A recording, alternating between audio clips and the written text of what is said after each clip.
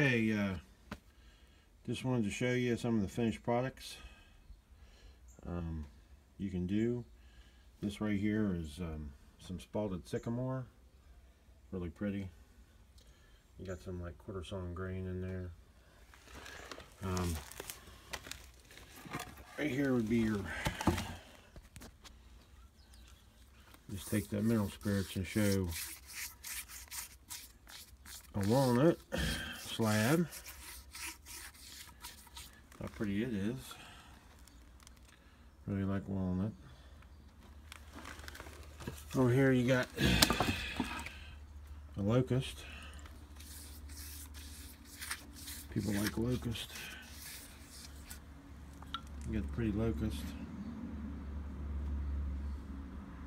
I'll show you a couple more here. Here's an example of a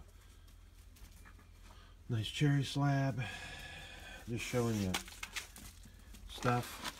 And you can see the grain, the pattern when you quarter saw oak. This is a quarter sawn white oak. I just wanted to show some of the stuff, finished product. It's been planed and worked out.